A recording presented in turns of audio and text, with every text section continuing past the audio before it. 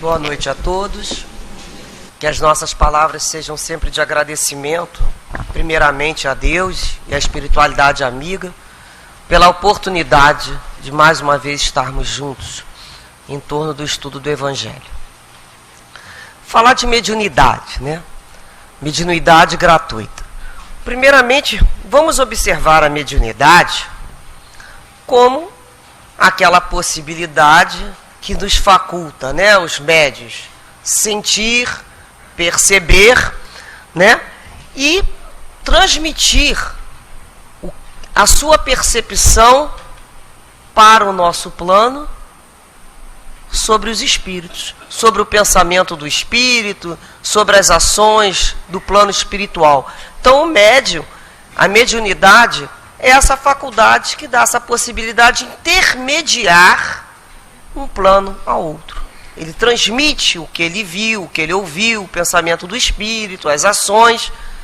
Simplesmente poderíamos colocar inicialmente a mediunidade dessa maneira.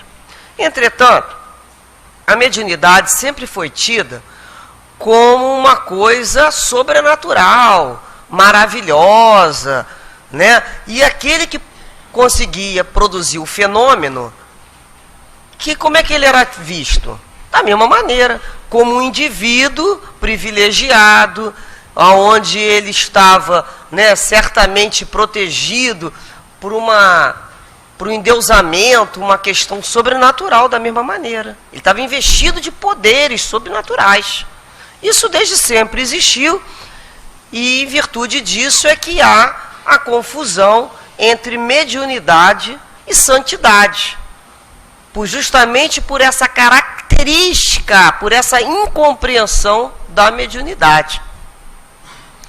E a mediunidade, como tudo na vida, também passou, né, pelas suas fases, pelas pessoas com uma má fé, pessoas que exploraram a mediunidade, que desvirtuaram a finalidade santificada da mediunidade, transformando assim como um fenômeno de produção de mágicas, né, de superstições, de adivinhações, transformou a mediunidade em petitórios, em fraudes, inclusive em sacrifícios. A mediunidade tem o desvirtuamento com a questão dos sacrifícios, animais, inclusive humanos. Isso a gente tem que entender o ser humano, né? A passagem do conhecimento, o que a ignorância produz. Então a gente vai chegar e não há como não pensar desde Moisés. Vamos trazer lá o Antigo Testamento, a proibição de Moisés com o intercâmbio mediúnico. E muitas pessoas perguntam, olha, mas a faculdade é proibida, está lá no Antigo Testamento, Moisés a proíbe.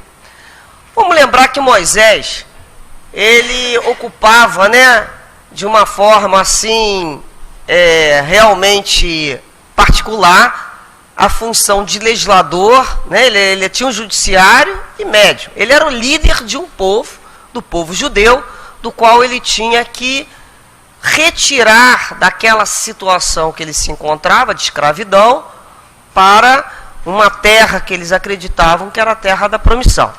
Esse povo era um povo, por estar em contato por muito tempo com povos politeístas, precisavam ser novamente disciplinados nos seus caráteres para que eles tivessem mais rigidez. Então Moisés, o que ele fazia? Ele proibia uma série de situações, e uma delas, ele proibiu o intercâmbio mediúnico. Mas vamos ver bem, ele não proíbe a mediunidade em si. Ele proíbe o abuso da mediunidade, porque eles usavam a mediunidade o tempo todo como fonte de renda e de adivinhação. Então, tanto ele não proíbe, que ele mesmo utiliza de mediunidade o tempo todo, e até diz, né, quem dera que todo o povo profetizasse, ou seja, quem é o profeta? É o médium. Como nós não temos Kardec naquela época, a palavra médium não tinha sido inventada, então a palavra profetizar. Tanto isso é colocado no Antigo Testamento, nós vamos encontrar no livro Números, lá no seu capítulo 11, mais ou menos resumido, Moisés né, cansado, sobrecarregado de levar aquele povo indisciplinado e reclama com Deus, que ele estava muito cansado. Então Deus faz assim: olha, vou fazer o seguinte para te ajudar. Reúne 70 anciãos na tenda da congregação, e lá na tenda eles vão profetizar e vão falar, e naquele momento você vai encontrar uma série de soluções junto a você para ser ofertado ao povo. Acontece que naquele dia, 2 anciãos, o Meldade e Eldade, não se encontravam na tenda, ficaram lá no acampamento. Mesmo tendo ficado no acampamento, eles profetizaram. Então, quando o restante do povo viu eles profetizando, foram lá contar para Moisés que tinham 2 anciãos profetizando, e aquilo era proibido. Então Josué, né, que é o assistente lá de Moisés, fala para Moisés: você tem que proibir esse tipo de coisa. E Moisés fala: não, quem dera que todo o povo profetizasse, né, e que o Espírito do Senhor se pusesse sobre ele. Ou seja, a mediunidade bem orientada, a mediunidade com Deus. Então Moisés anseia inclusive por essa generalização da mediunidade bem orientada. Olha, se a gente pensar, mas no Antigo Testamento Moisés proíbe, vamos lembrar de Jesus. Jesus, em nenhum momento no Novo Testamento, menciona a proibição mosaica. Pelo contrário, ele vai enfatizar a mediunidade e vai orientar que os seus discípulos a pratiquem. Então nós vamos ver lá em Mateus, essa anotação em Mateus capítulo 10, inciso 8, quando Jesus fala no momento, né, dos seus discípulos, a função deles: devolvei a saúde aos doentes, ressuscitai os mortos, curai os leprosos, expulsai os demônios, dai gratuitamente o que recebeste gratuitamente. Ou seja, trabalho mediúnico. A observação é que recebeu gratuitamente, dá gratuitamente. Isso é a questão do Cristo. O tempo todo trabalhando mediunicamente e orientando para que a prática mediúnica prossiga. E Kardec? Kardec, nesse item 7, que ele inicia, os médiuns modernos, né, receberam de Deus um dom gratuito. Se a gente recebeu um dom gratuitamente, eu não fiz nada, eu não conquistei esse dom, eu não estudei para aprender a fazer aquilo, eu não pesquisei, não é uma conquista minha, é um dom, recebeu de Deus, foi colocado ali com algum objetivo. E Kardec nos fala de 3 objetivos principais. Qual o objetivo do médium? De ser intérprete dos espíritos na instrução dos homens, para mostrar o caminho do bem e conduzi-los à fé. Então, mas Kardec ali coloca 3 objetivos para os médios. Vamos reparar que tanto Kardec como Jesus não proíbem a mediunidade. Enfatiza, mas sempre a mesma advertência. Qual? Não cobrança do dom. Para que aquele que não tenha recursos não possa alegar não ter recebido aquela consolação. Porque o objetivo da mediunidade é o consolo. Então Deus quer que essa luz chegue para todos os seus filhos. E que nenhum deles se sinta o quê? Desprezado. Que tenha sido renunciada a essa oportunidade de consolo. Então nós vamos perceber Jesus, né, e Kardec caminhando sobre a questão da mediunidade. Vamos perguntar em questões a doutrina espírita, efetivamente, na prática. Por que não podemos utilizar a mediunidade profissionalmente? Ou seja, por que a mediunidade não pode ser explorada? Vamos ver o que Kardec nos fala, né, a doutrina espírita. Pelos nossos estudos, né, nós temos à nossa disposição o Livro dos Médiuns, onde Kardec, em vários capítulos, vai abordar justamente esse tema.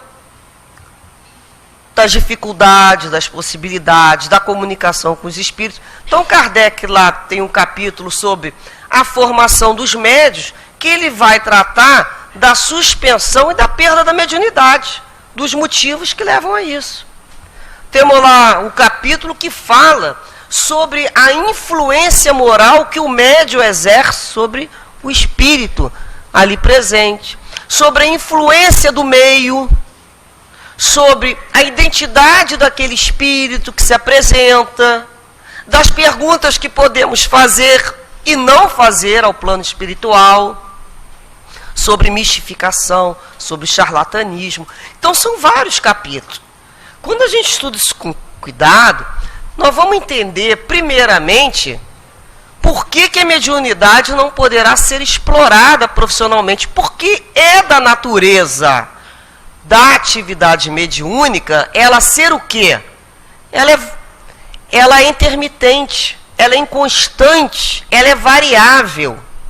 Ou seja, ninguém, honestamente, pode afirmar que pode contar com o fenômeno mediúnico.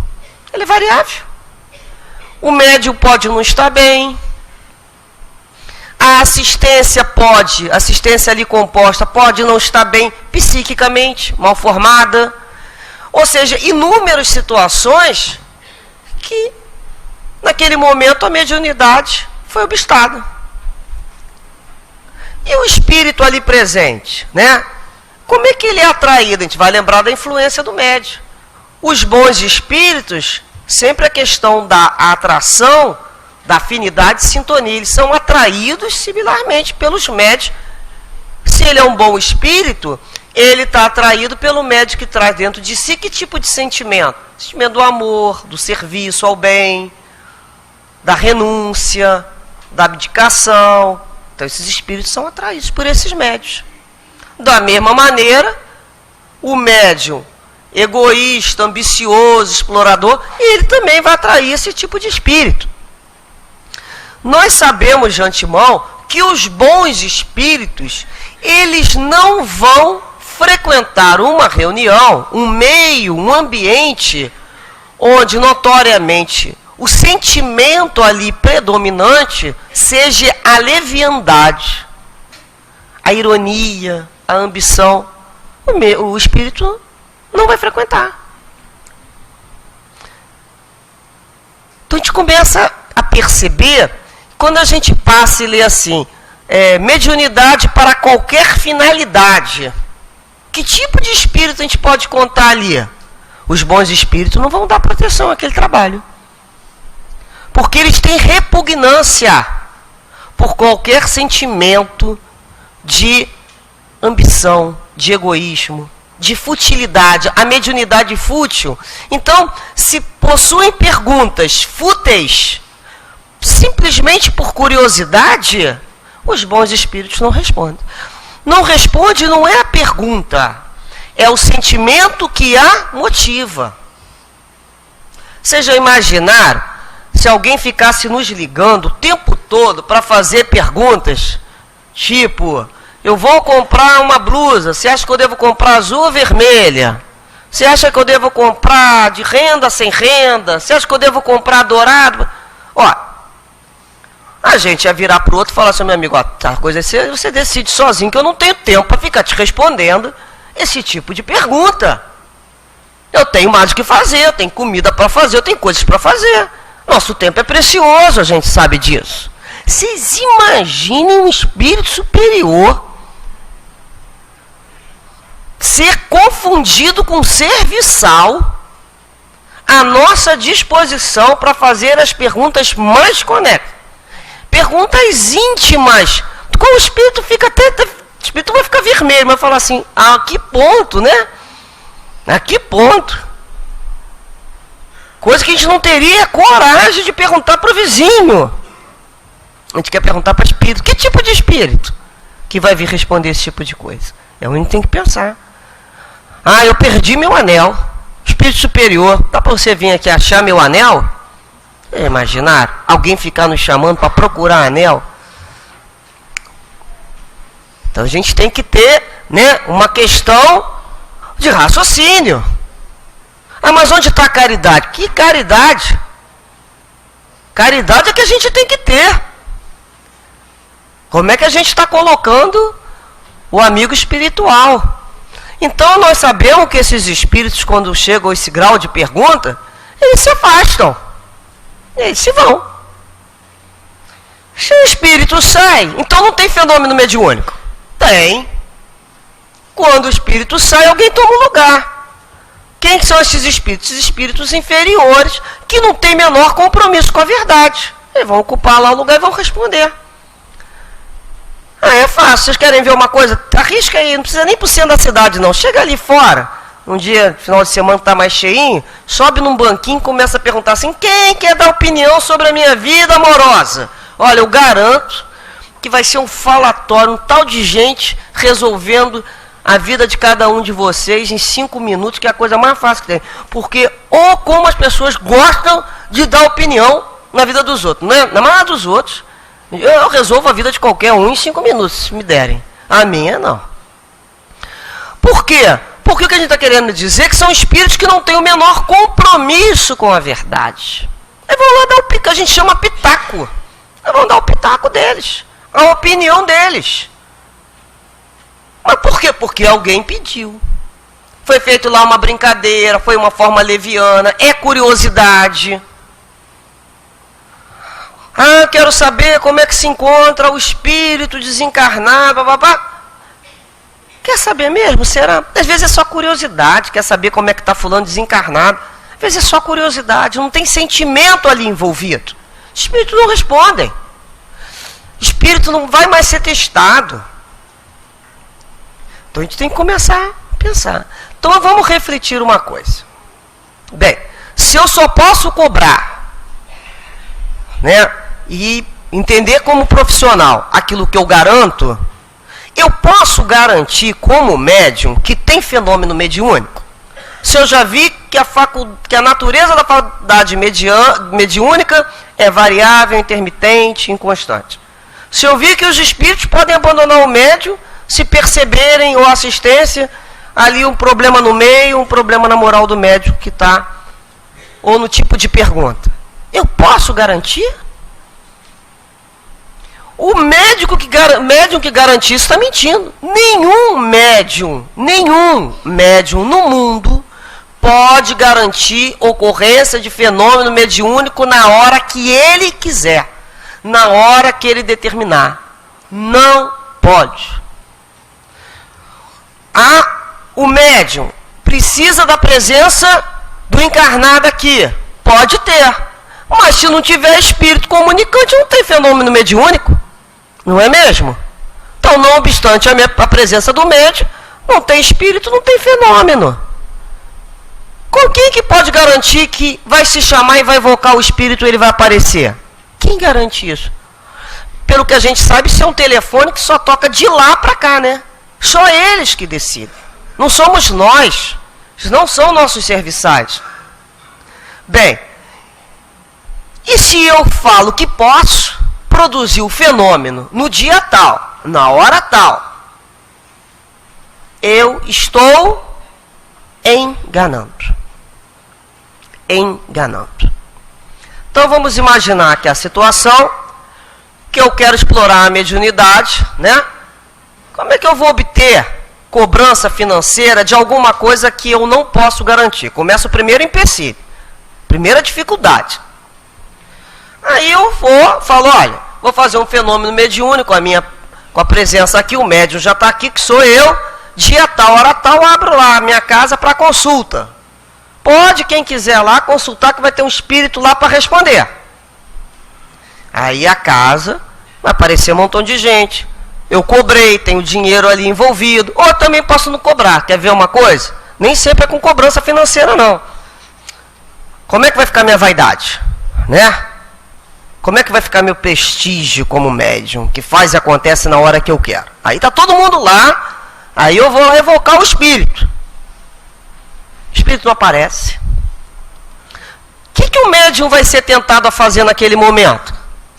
Se ele utiliza aquilo com aquele propósito, ou seja, de maneira premeditada e consciente. Vamos gravar bem isso. É premeditado e consciente. Ele sabe que não ocorrendo o fenômeno mediúnico, premeditadamente ele sabia, conscientemente, ele irá enganar. E como nós chamamos esse enganar, lubridiar, cometer uma fraude, dizendo que é um espírito e não é, é o próprio médium. Nós chamamos isso de charlatanismo, é como Kardec, a doutrina espírita, nos ensinou. É o charlatão. Então vamos entender, né, um pouco sobre isso. Então, no momento que o médium, ele está ali com uma boa vontade, ele espera ali um fenômeno mediúnico, e naquele momento vai dar comunicação um espírito que não é aquele que está dizendo que é. Olha só, o espírito está dizendo que é o espírito X. Ele deu a identidade dele. Eu sou X. Ele não é X, ele é Z. Quem está mentindo é o espírito. O médium não está mentindo. O médium se colocou naquela situação, não vamos entrar em detalhe.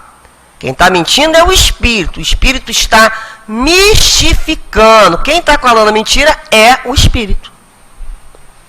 Então o espírito, né, junto ao médium, chega para uma pessoa e fala assim: olha, você vai amanhã, vai jogar, você que não joga, mesmo sem jogar, você vai ganhar lá na Mega Sena. Quem está fazendo isso? O espírito. Ele está mistificando, ele está mentindo, que ele não pode garantir nada. Então é ele que está mentindo. Aí ele dá uma comunicação e fala: meu nome é tal. Não é, mentira. Ele está mistificando. Então vamos ver, tem a presença do espírito. Agora, não tem espírito nenhum. O médium não quer perder a oportunidade ali, não quer ficar envergonhado diante daquilo que ele prometeu, ou diante do valor que ele já combinou. Então ele olha e fala: olha, eu estou vendo tal situação, olha, vai acontecer tal coisa na tua vida. Qual o nome disso? Charlatanismo. É o médium mentindo e enganando. Não tem espírito nenhum. Então, quando a gente passa em determinados lugares e está lá escrito que a pessoa, dia tal, hora tal, vai resolver todos os problemas das nossas vidas. Como vai resolver o problema da nossa vida? Né? Ela nem sabe qual é o problema da nossa vida. Ela nem sabe. O que é aquilo ali? Quem é que tem condições de garantir fenômeno mediúnico na hora que quer? Ninguém. Que tipo de espírito que, se estiver ali, comparecerá a um lugar daquele? Espírito brincalhão e inferior. Não poderemos contar com a presença de bons espíritos. Então é isso que nós temos que compreender. Por isso, utilizar e explorar a mediunidade profissionalmente de forma honesta é incompatível. Só de forma desonesta. De forma honesta é incompatível. É incompatível a proteção dos bons espíritos com médios ambiciosos, egoístas e fúteis. Portanto, a causa maior do charlatanismo será sempre o interesse pessoal. Sempre o interesse pessoal. Como podemos garantir que ali não haverá charlatanismo? A maior garantia é o desinteresse pessoal. O desinteresse completo. Por isso que a gente começa a observar: ah, mas eu não sei se tem charlatanismo ou não. Tem interesse? E o que é interesse, né? E o que é interesse pessoal? Não é sempre dinheiro. É a própria vaidade, às vezes, do médium. É qualquer esperança pessoal que ele tenha. Ele não cobra dinheiro, mas ele aceita lá o presente. né, ele utiliza aquilo ali para encontrar um emprego para fulano da família que está com problema. Ah, para mim eu não quero nada, mas olha, se você quiser ajudar... Então ele inicia dessa maneira. Quando ele vê, ele está envolvido. Por isso que a gente tem que perguntar: que tipo de espírito está secundando aquele fenômeno? Então o que a gente tem que perceber? O médium. Que tipo de médium é aquele? Como é que ele testemunha? Como é que ele se comporta? Qual é a moral daquele médium? Que tipo de vibração ele tem? É o médium e o meio que ele vive. O testemunho que ele dá da própria vida dele. Vamos ver uma coisa. Nós também sabemos que os exemplos que nós temos são inúmeros dentro da espiritualidade, né? A gente vai lembrar aqui imediatamente assim da figura do Chico Xavier, né, com os seus livros, que nunca cobrou, né? Porque são livros psicografados que têm a presença da figura do plano espiritual. Os presentes que ele recebia, ele mesmo já passava adiante. Então, é o cuidado que o médium tem, pelo zelo da sua própria mediunidade, para que ele não venha ter uma mediunidade suspensa, por mau uso. Então, são os exemplos que nós temos. A doutrina espírita nunca vai patrocinar uma atividade espiritual com atividade mercantil, com atividade financeira. Então, o dia que a gente vê lá, o centro tal vai promover, né, junto à presença dos guias mentores, mas para que eles deem lá as comunicações, eles vão cobrar X, não tem assinatura da doutrina espírita. Não tem a chancela de doutrina espírita.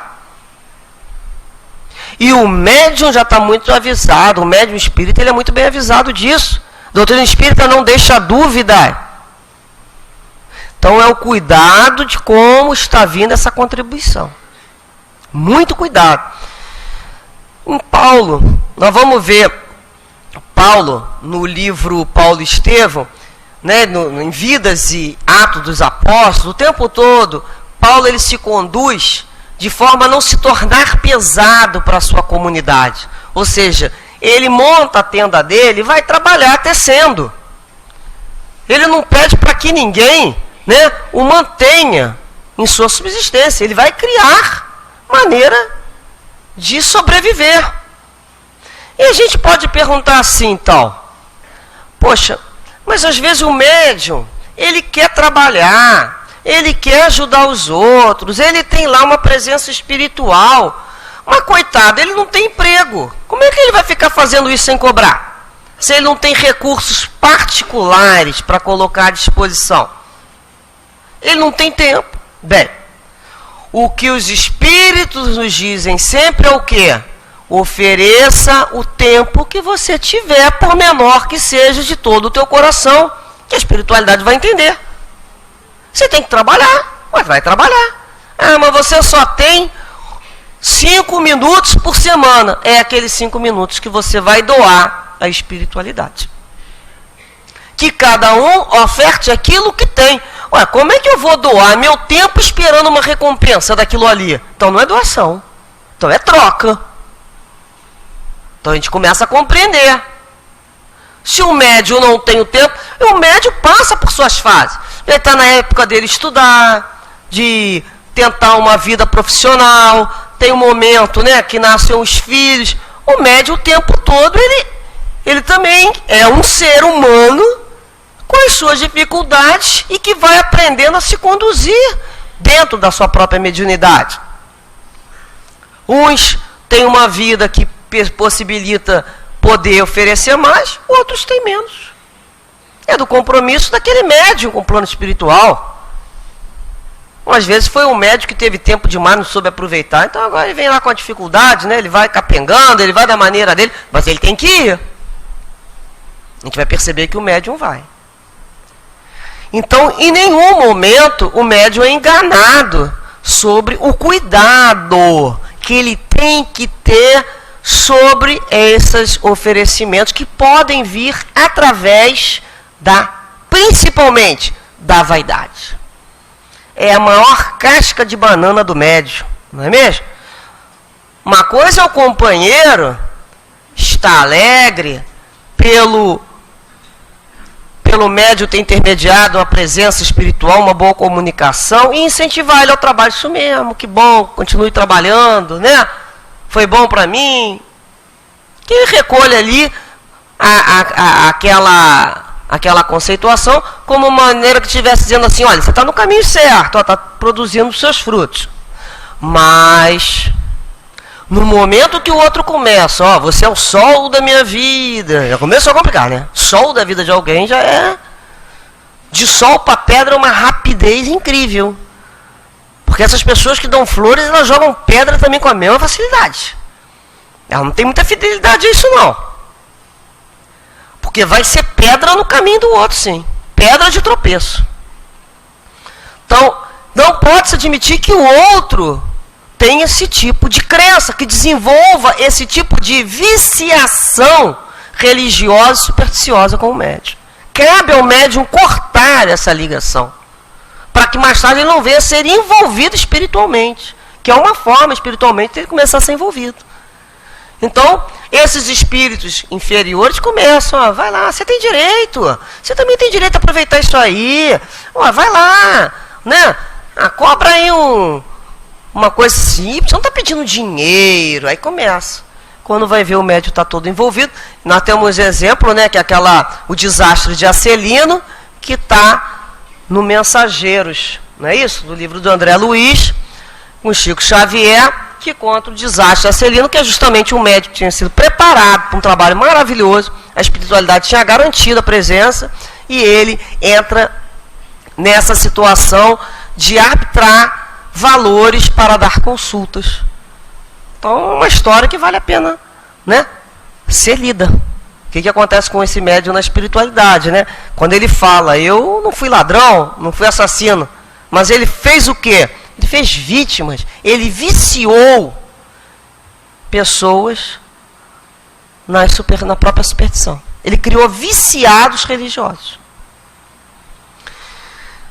Então, voltando a Paulo de Tarso, no seu caminhar, numa determinada cidade lá em Filipe, tinha uma pitonisa. Essa pitonisa, ela na redondeza toda se conhecia, e ela estava sempre contada como um oráculo infalível. Ela dava, ela falava, né? Mas na realidade os seus patrões, ela era empregada, era uma rapariga, e os seus patrões é que usavam a mediunidade dela como forma de lucro. E no final ela se tornou sócia até deles, né? Então, ela explorava aquelas pessoas ali ao redor com as suas presenças espirituais. Eram espíritos sempre muito pouco evoluídos, que, né, que adoravam dar palpite para os motivos de ordem do dia, coisa do dia a dia, coisas fúteis.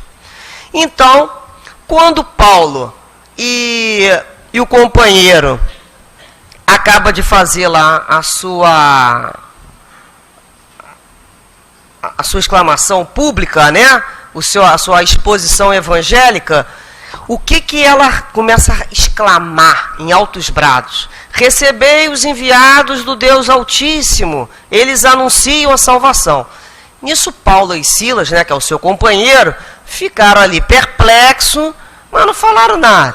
Ficaram observando, né, como a gente diria hoje em dia, de butuca naquela situação, naquela médium. E aquilo começou a se repetir o fato começou a se dar durante uma semana, sempre após as pregações, a entidade se assenhorava daquela médium, né, e começava a tirar elogios e títulos pomposos para Paulo e para o Silas. E o ex-rabino Paulo, desde a primeira manifestação, ele começou a querer saber quem era aquela moça e descobriu que ela gostava do ganho fácil, que os patrões tinham feito lá um gabinete para ela receber esses espíritos e dar consulta. E ele nunca se conformou com a mercância dos bens celestes. Então ele percebeu o mecanismo oculto, né, do invisível, e esperou um momento, né, para que aquilo tornasse a acontecer. Então, quando terminou a pregação na praça lá por um dia, ela começou a gritar de novo: recebei os mensageiros da redenção, não são anjos, não são homens, são anjos do Altíssimo. Nesse momento, Paulo desceu da tribuna. Vocês sabem que Paulo, ele não era lá muito delicado com as coisas, né? Paulo era para resolver mesmo. Então ele desce da tribuna com um tom imperativo e ele se aproxima dela, intima o espírito manifestante em tom imperativo. O que é um tom imperativo? Um tom de ordem, né? E diz: espírito perverso. Não somos anjos, somos trabalhadores em luta com as próprias fraquezas por amor ao Evangelho. E em nome de Jesus Cristo, ordeno que te retire para sempre. Proíbo-te em nome do Senhor estabeleceres confusão entre as criaturas, incentivando interesses mesquinhos do mundo em detrimento dos sagrados interesses de Deus. Imediatamente a rapariga recobrou as energias e se libertou daquela atuação malfazeja. Aquele fato provocou uma enorme admiração pública, né? Todo mundo, e o próprio Silas, né? Que de algum modo ele gostava de ouvir aquela afirmação da pitonisa, ele interpretava aquilo como um conforto espiritual. Ela está tentando nos incentivar a continuar. Ele ficou de boca aberta. Quando eles estavam sozinhos, ele e Paulo, pergunta a Paulo quais foram os motivos que o levaram a essa semelhante atitude. E ele fala assim: acaso, Paulo, ela não falava em nome de Deus? Sua propaganda não seria para nós um valioso auxílio? E o apóstolo sorriu e sentenciou. Olha o que ele fala: porventura, Silas, pode ser na terra julgar qualquer trabalho antes de concluí-lo? O seu trabalho não estava concluído. Ela já estava julgando como concluído. Aquele espírito poderia falar em Deus, mas não vinha de Deus. Fala em Deus, mas não é de Deus. O que nós fizemos para receber esses elogios? Dia e noite estamos em luta contra as imperfeições da nossa alma. Jesus mandou que ensinássemos, a fim de aprendermos duramente. Não ignoras como eu vivo em batalha com o espinho dos meus desejos inferiores? Então, seria justo aceitarmos títulos imerecidos quando o mestre rejeitou o qualitativo de bom? Claro que se aquele espírito viesse de Jesus, outras seriam suas palavras. Estimularia o nosso esforço, compreendendo nossas fraquezas. Ou seja, o que ele quer dizer com isso? Compreender a fraqueza do médium. Entender que o médium ainda é uma criatura muito falha, que não pode ser exposto a uma situação como essa, que é pedra no caminho. Então, quando a gente começa, através dessas advertências e de inúmeros exemplos, compreender a mediunidade como uma bênção divina, realmente. Para que, uma bênção divina para quem? Né? Através de quem? De nós, os médiuns. Que somos o quê? Espíritos imperfeitos, almas recalcitrantes em erros, espírito que trazem inúmeras marcas de erros do passado. Só para nós mesmo. Espírito endividado. Para isso que o médium tem que entender como uma bênção divina. Com que objetivo? Essa bênção divina? Para que possamos, né, retirar, através da mediunidade, essas pedras que ontem nós colocamos. As pedras da dificuldade que criamos. Para que possamos, com a mediunidade, ressarcir o débito que nós temos com a lei. É um débito imenso e volumoso. E ao mesmo tempo que o médium vai ressarcir o seu débito, ele tem a oportunidade de planificar uma nova estrada com as pedras que ele mesmo está tirando. Fazer um novo caminho para que ele possa caminhar visando a paz com Jesus. Então, ao mesmo tempo que o médium, a mediunidade lhe é concedida para que ele venha ressarcir antigos débitos, ele também tem a possibilidade de programar o seu futuro, planejar um futuro melhor. Não temos só pedra. Não obstante as pedras, o que a gente encontra nesse caminho? Flores. Flores perfumadas na figura dos nossos mentores e guias espirituais, que nos cercam, que nos confortam, que nos coloca o tempo todo em condições de atender a tarefa. São essas flores, são os mentores. Tarefas essas que assumimos antes da presente existência.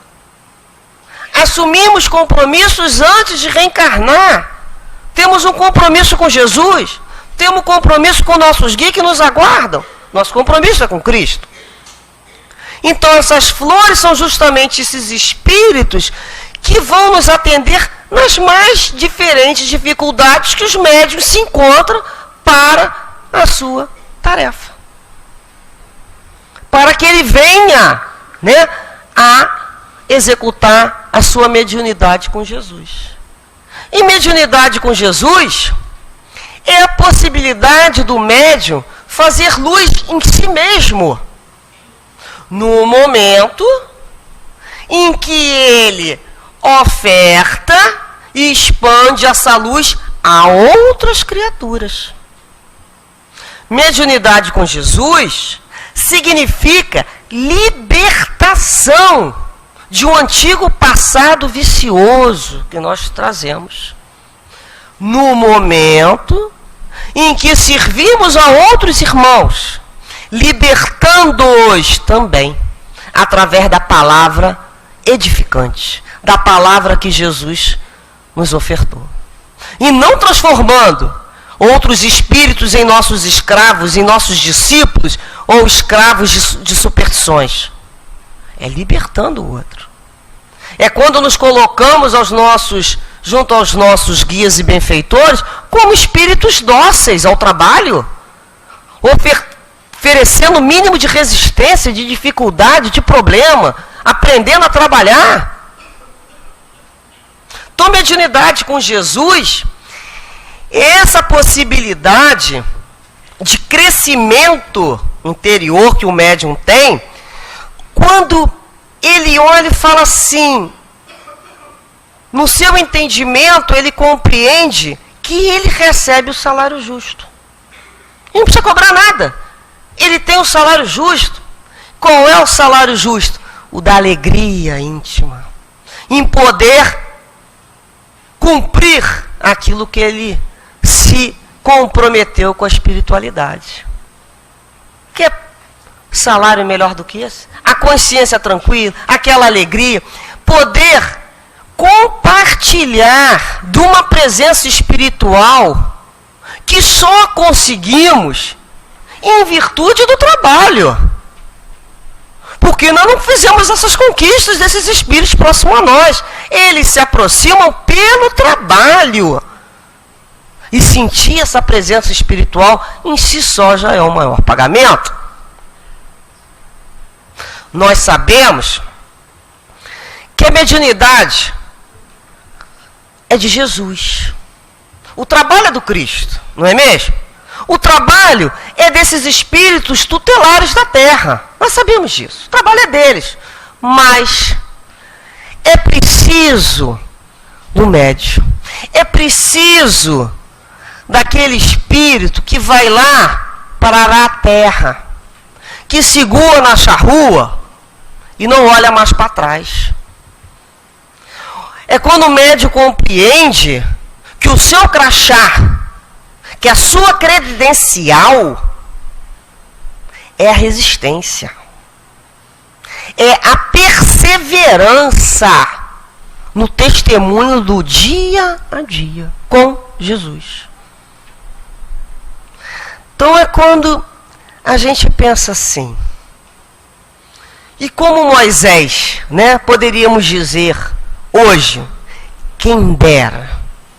que todas as pessoas pudessem ser médiuns, que todas as pessoas pudessem se ver envolvidas pelos bons espíritos e que através dela, de uma mediunidade santificada, pudesse oferecer ao mundo comunicações edificantes e de progresso espiritual.